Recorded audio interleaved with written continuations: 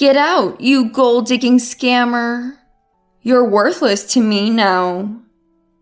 I was heartbroken when my respected father-in-law Paul passed away after I had been caring for him. In my grief, my mother-in-law Crystal hurled cruel words at me. She only feels strong now, but that will change. I decided to reveal a truth to her. My name is Daisy. I'm a 30-year-old office worker. I lost my parents in an accident when I was young and was raised in an institution until I graduated high school.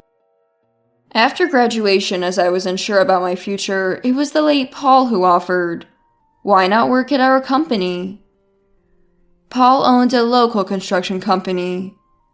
I was hired as an office worker, inexperienced and unqualified, but everyone was kind and taught me everything from scratch. Now I've become a seasoned employee with over 10 years of service. My encounter with Paul was at the facility where I lived. Paul was a wonderful person who engaged in charitable work. He donated various things to my facility like bags, toys, picture books, and clothes. Having been without parents since I can remember, I naturally came to adore Paul as a real father. Paul often brought his own children. A boy my age, Alexander, and a girl 3 years younger, Mona. I especially got along well with Alexander. "Reading alone again?" I'd ask, and he would quietly nod in response. Reserved, he always read books alone. I wasn't particularly outgoing either, so we naturally spent a lot of time together. "I love foreign architecture.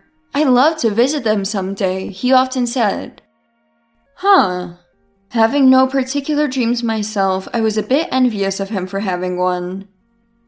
As for his sister, she was a spoiled child, saying, "This place is boring. I want to go home. Why do I have to play with these people?" She only came a few times before stopping altogether. I found her somewhat difficult, so I was relieved. Years into my job, Paul, the company president, said something unbelievable. "Alexander, Daisy, how about you two get married?" What? We were both shocked. Alexander is of age now, and I've been looking for someone suitable, but he's shy, right? "I trust Daisy completely," he said. Honestly, I had never seen Alexander as a romantic interest. But I didn't dislike him and liked him as a person. It seemed Alexander felt the same, and so our marriage was smoothly arranged. We had a small family-only wedding. Crystal said she was embarrassed to introduce me, a woman with no relatives, as her son's wife. Having few friends ourselves, it didn't really bother us. Still, it hurt to hear Crystal say that. With no family of my own, the head of the facility I grew up in attended. Tears of joy were shed when they learned I was marrying Alexander. Amidst the blessings, there were glaring eyes. Crystal and Mona. They opposed our marriage until the end. It happened on the day I went to a family meeting. As soon as I entered, Mona said, "Make sure you clean your shoes. They're dirty." I was shocked, but Alexander defended me. Apologized to Daisy. "Like I'd listen to you," she sneered, looking down on her brother. Mona, whom I hadn't seen in a while, had grown several times wider and more intimidating. According to Alexander, she was mocked for her nasty personality and appearance, leading to her not attending school since her student days. Even as an adult, Mona has never worked. She gets an allowance from Crystal, who dotes on her, and spends her days out and about. And as for Crystal, she leaves the housework to a maid, and seems to spend her days eating out and shopping with Mona. The first time she met me, she said, "I don't know what tricks you use to worm your way in, but I don't recognize you." Although she was scolded by Paul right there, the snide comment stopped in his presence. But the bullying continued when Alexander or Paul were not around. When I got married, I moved in, and the housekeeper we had was let go. Because now we have Daisy, there's no need to pay someone else, Crystal unilaterally decided.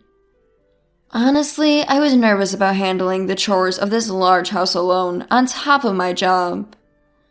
Sensing this, Alexander and Paul protested, but Crystal laughed, looking at Mona and said, "Mona and I are here. It'll be fine, right?" However, Crystal and Mona never helped. Instead, they criticized every little thing I did and laughed at me when I was down. They often claimed the meals I cooked as their own. There was also this incident. I went home during a work break to pick up something I'd forgotten and heard a noise inside.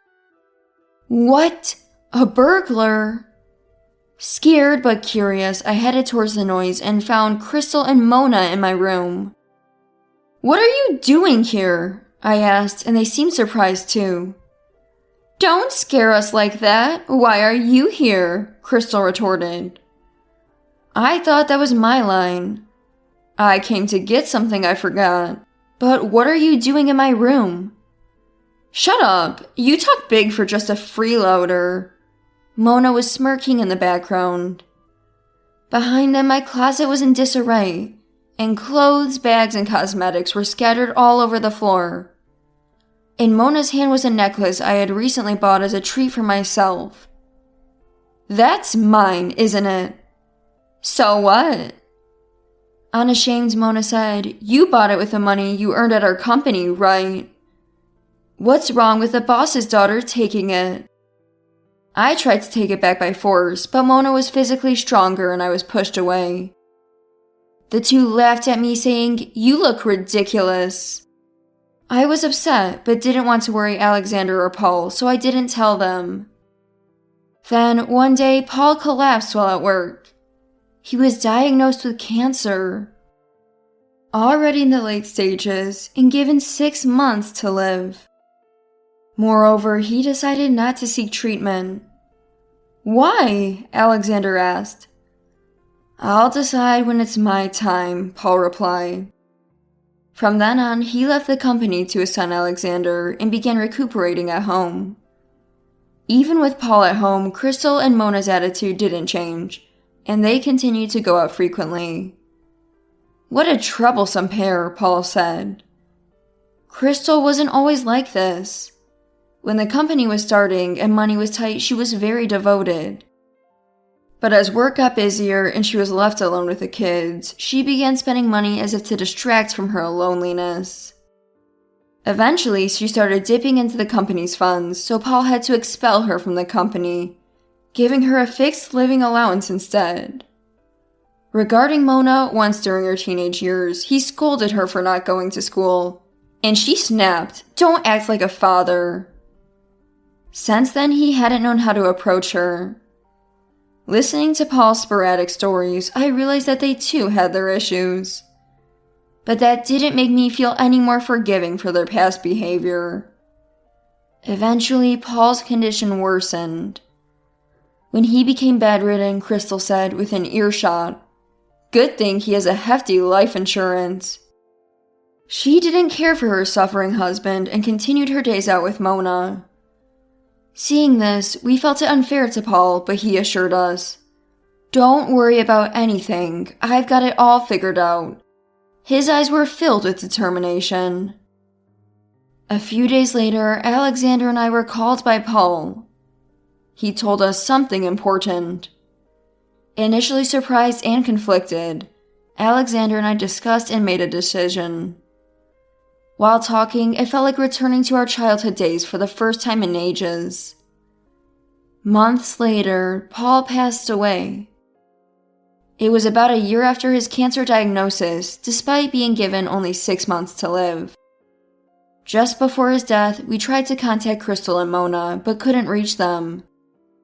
They finally appeared at the hospital 5 hours after Paul had passed away. "What were you doing?" Alexander demanded, but they didn't answer. Realizing it looked bad, they pretended to be sad, but without a single tear. I thought they were incredibly awful people. Then, after the wake and funeral with only family, Crystal suddenly said, "Now, let's talk about the future. So could you leave now? I was stunned and speechless. Did you think I didn't know you were after the fortune? Disgusting. I never did such a thing. Why would you say something so cruel? Just get out, you gold-digging scammer. Now that my husband is gone, you're useless. That's when Alexander spoke up. Enough, Daisy. Let's leave this house quickly. Yeah, I don't want to see the faces of such filthy-hearted people anymore. To this, Mona sneered. How cheeky.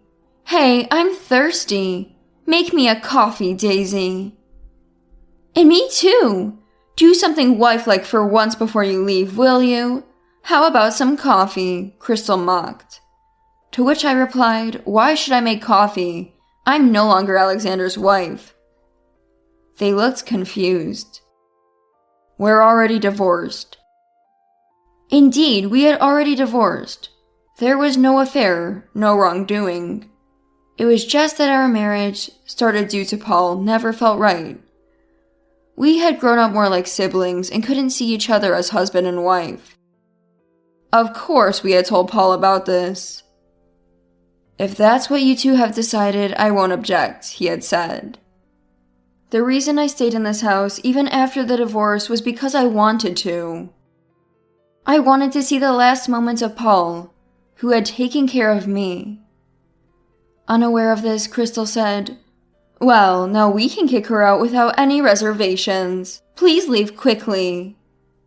Mona joined in. Get out! Get out! I'll gladly leave. Now that Paul is gone, I have no reason to stay here, I said. I'm leaving too, Alexander added. I've no attachment to this house now that Dad's gone. They seemed surprised, but then Crystal said, Lucky us, even the bothersome Alexander is leaving. Let's hire a maid again. Yes, with all the insurance money and inheritance, we can play for a lifetime. Crystal and Mona happily chatted. Facing Alexander, Oh, and don't forget the lawyer's meeting next week for the will reading. Oh, Daisy, you don't need to come. You're a stranger after all, Crystal laughed.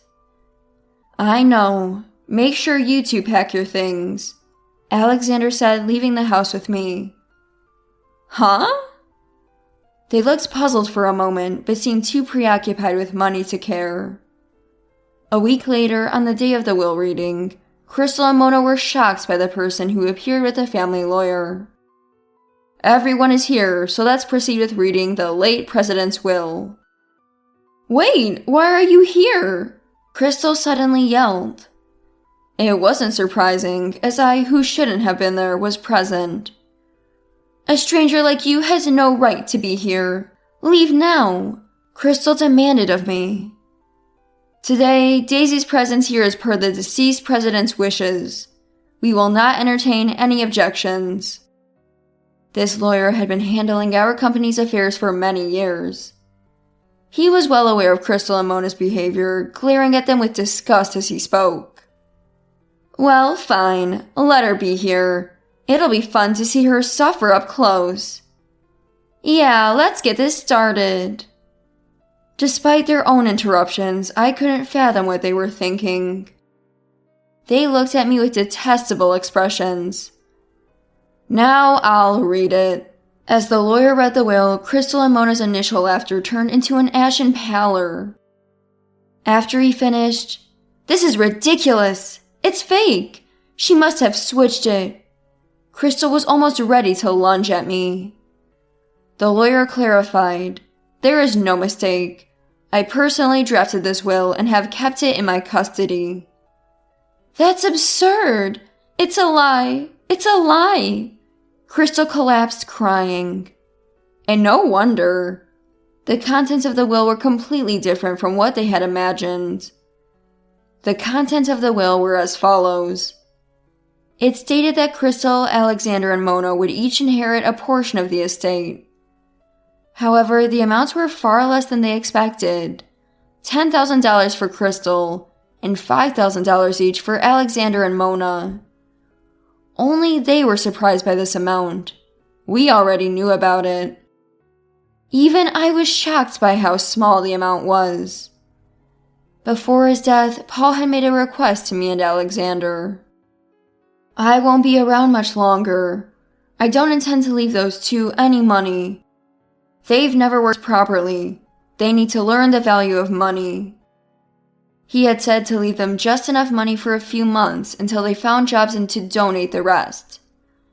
Given their past extravagant spending, this seemed a fair amount. Mona exclaimed, "Work? That's impossible for me. I can't work. Wait, we can sell this house." "Yeah, let's do that. It might be smaller, but there's a nice new apartment nearby." They rejoiced until I interjected.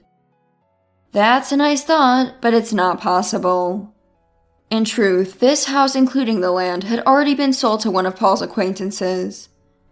After Paul's death, the house was to be demolished for an apartment building. Out of respect for Paul, the acquaintance had waited until his passing. Now, Crystal and Mona had to leave as soon as possible. "By the way, have you finished packing?" They were in a state of panic. Suddenly remembering something, Crystal boasted.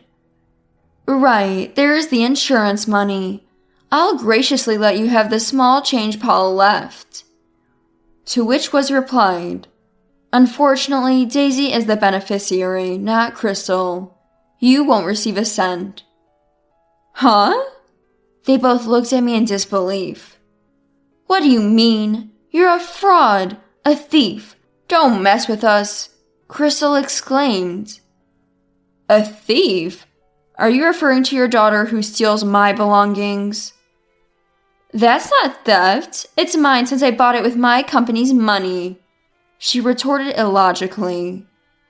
I was genuinely surprised when Paul wanted me as the insurance beneficiary. He believes I would use it in the best way possible, rather than Crystal. Alexander agreed with this decision. I had already planned how to use the money. Tired of their commotion, I said, "Well, our discussion is over, so I'll be leaving." A few days later, Crystal and Mona suddenly showed up at my office. "What do you want?" I asked. "We've come to ask you for a favor today." It was the first time I'd seen Crystal so subdued. Honestly, it was unsettling. "I'll hear you out, but what is it?" "We need you to lend us money. $30,000. You got the insurance money, so it's a small amount for you, right?" Earning $30,000 is harder than these people realize.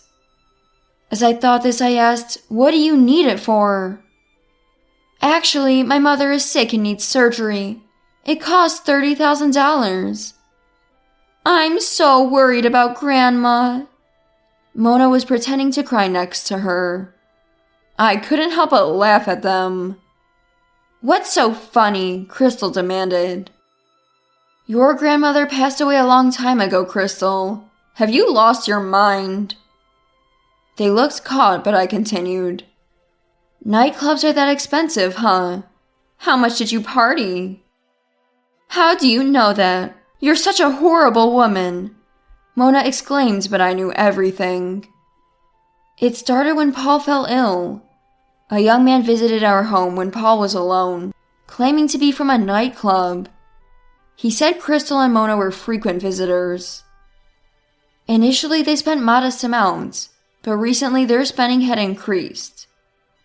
They often left without paying after drinking too much, and that's why he came looking for them. At the club, they bragged, "We'll soon come into a lot of money." Hearing this, Paul was furious, and decided then about the inheritance and insurance money. "The company, you two decide," Paul had told Alexander and me. "We'll have to ask Alexander to pay. He's the president after all," Mona suggested.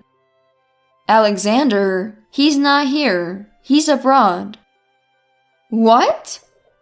"And I'm the president." They were shocked.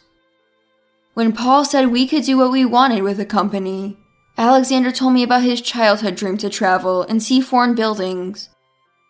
I supported him. While discussing, I realized my dream was to develop the company further. I love this company. My dream is to make it even more successful. Could you please leave now? If you come back, I'll call security. They left, faces red and looking defeated. As for what happened to them without a plan, they quickly spent Paul's small inheritance. Unable to pay the nightclub, they were chased by debt. Once, I saw them working at a notorious supermarket known for bullying newcomers. Their appearance had deteriorated, looking older and worn out. They seemed to be struggling, but it was the result of their actions. As for me, I'm working hard every day, collaborating with my colleagues. I'm now known as a successful businesswoman and have been appearing more in the media. Regarding Paul's insurance money, I donated it all to the facility. I thought Paul would be happy with that decision. I recently received a postcard from Alexander abroad with a picture of him smiling happily. Though he faces challenges in a foreign country, he seems to enjoy every day. We may be divorced, but now we're good friends. I'm having the best time of my life.